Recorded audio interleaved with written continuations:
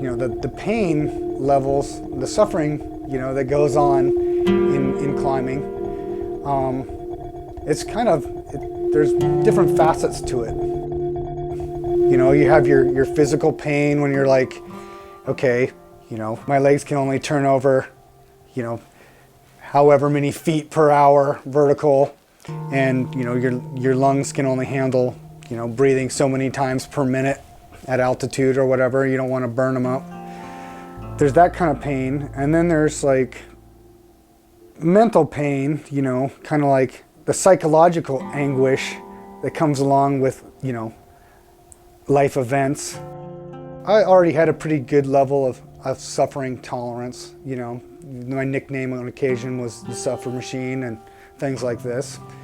But I went on this trip to China, where we're after this large objective, Segunyang, and while I was gone, my wife was on a simultaneous expedition up in Alaska, and she got killed on the expedition there. That was a painful experience, you know.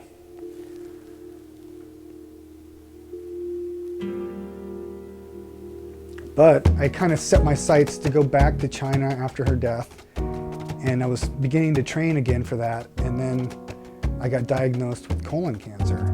It brought me to realize that, you know, now is all you have, so make the most of it, and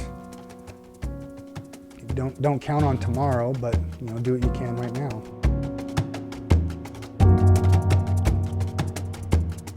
You have two choices at that point. You can either quit, or you can, you know, find the aspect that drives you and then remain and keep going for it. 14,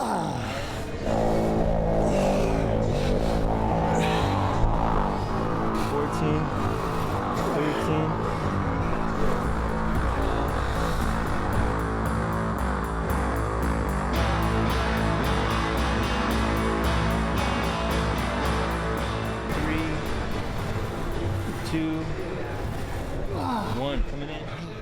The speed ascent on Everest, there's different categories. So you have your speed ascent, which has been done by the Sherpas with oxygen, and then you have other ascents that have been done without oxygen. And what I'm trying to do is establish an ascent from base camp to the summit and back to base camp without oxygen. So I think, you know, that's the dream.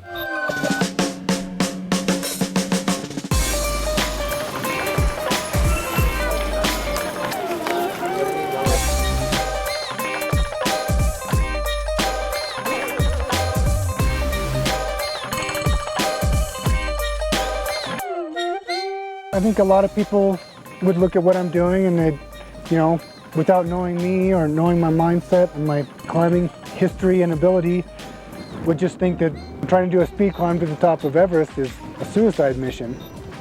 The reality for me is that I realize the seriousness of it. It's intense, and a lot of times, you know, you are confronted with dangers like going through the ice fall where massive tons of ice can collapse at any time, and that, you know, you can lose your life in the sport. But then when you get down and, you know, everything's good, you've made it back to your tent, you get to hang out with people, it's time to have fun, because the more friends on the mountain, the better, I think. Every once in a while, I like to test myself, and since I do the incremental approach, it's like every, you know, major climb that I set out to do, they're all kind of leading up to kind of the mental competence to be able to take on a mountain like Everest.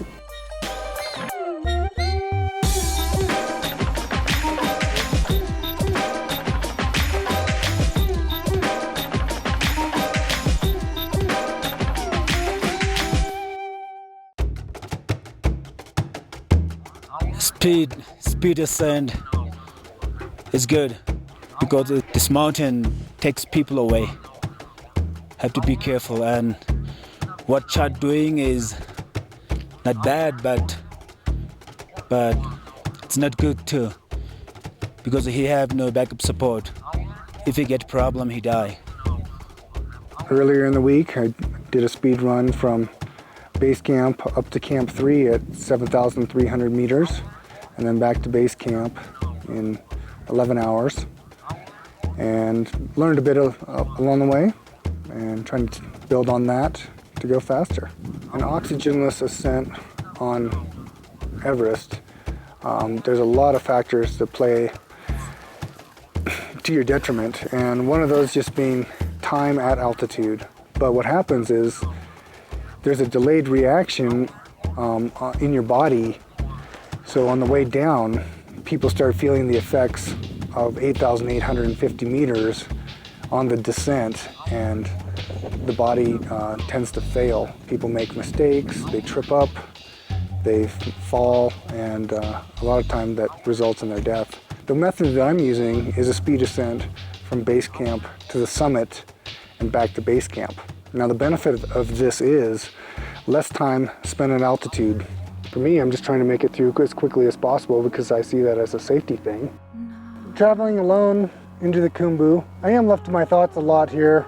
I don't have any porters above base camp, I don't have any climbing Sherpas, and I'm not using oxygen. But it's more of a feeling of independence because I don't feel like I'm tethered to anyone. I'm not tethered to clients. I'm not tethered to a partner upon which my success is directly linked.